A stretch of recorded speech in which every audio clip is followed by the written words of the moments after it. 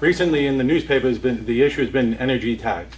And because energy tax doesn't have any exemption for low income or the elderly or fixed income or even minorities with low income, would you, if elected, support the idea of repealing the tax immediately?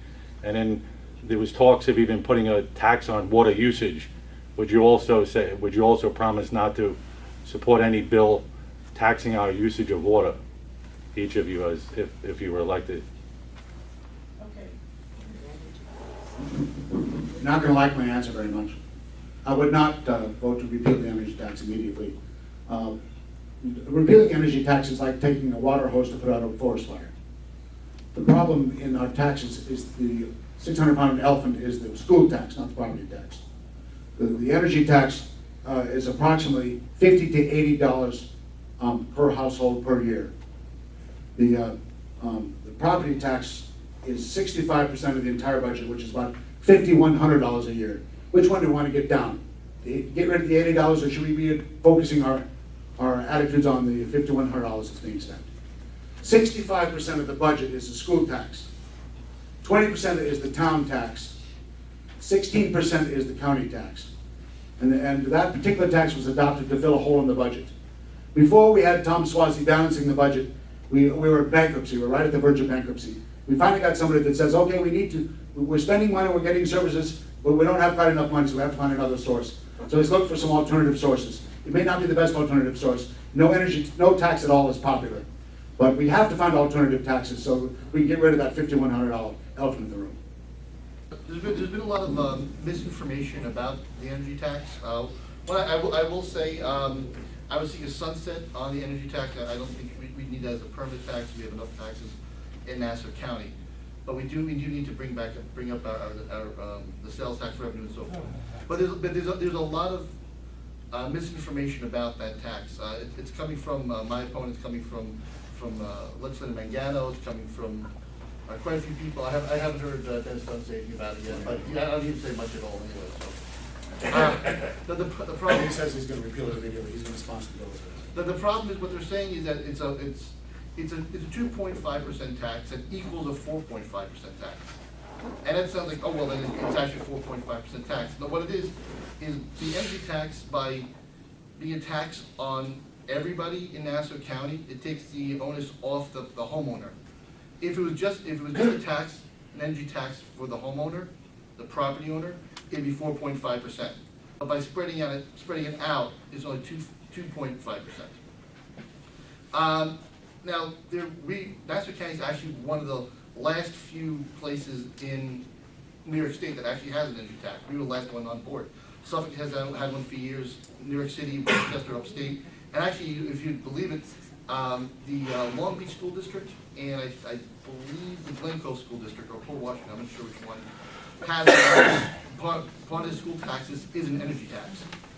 They've been doing it for a number of years already. We're in dire straits nationally when it comes to the economy and locally because the sales tax revenue has just plummeted. We're on our way back slowly, but we do need to pay for police and essential services.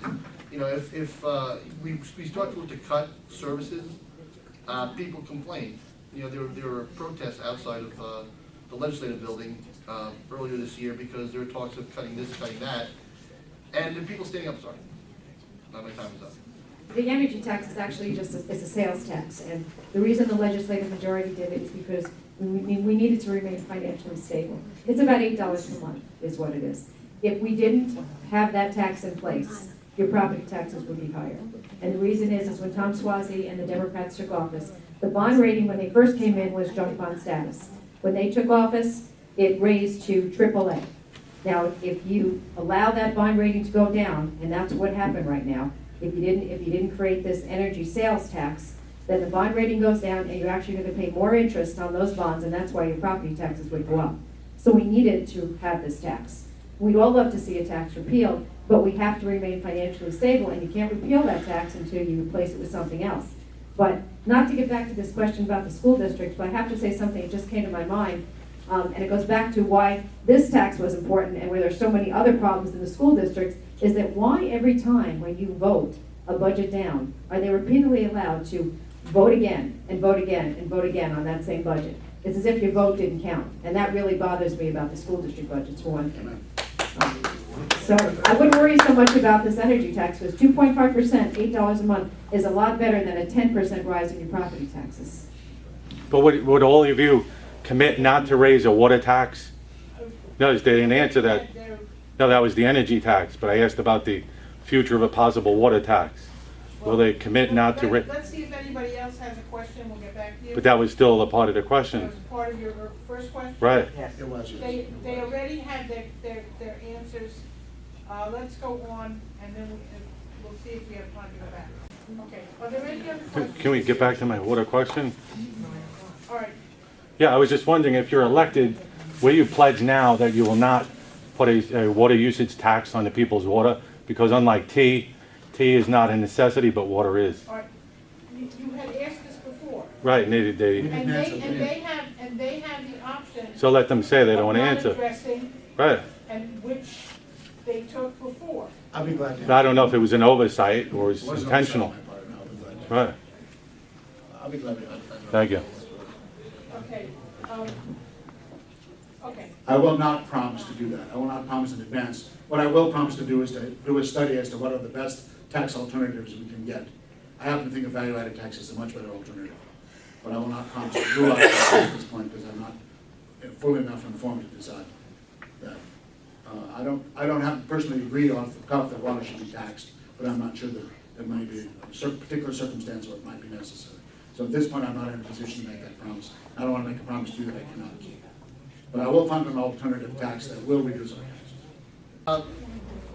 I'll agree with Glenn there, where making a promise for something that something may happen in the future would be wrong to do. I think we learned that George H.W. Bush learned that lesson when he said, "We'd rather no new taxes." I'm not looking at going into legislature. I will not seek to raise taxes. I would, as a homeowner and a taxpayer, I don't believe that we should keep going down the road of raising taxes. Anybody who said, I've always been against raising taxes, and talk about going back 30, 40, 50, 60, 100 years. Well, if taxes weren't raised in the past century, our police force would be paying $40 a day, or for $40 a week, as opposed to what they're paid now. So we have services to pay for, and we do need revenue to pay for those services. How we go about getting that revenue is what we have to look into. Making promises to say, well, we're not gonna raise this or we're not gonna do that, take something completely off the table that we might need to look into.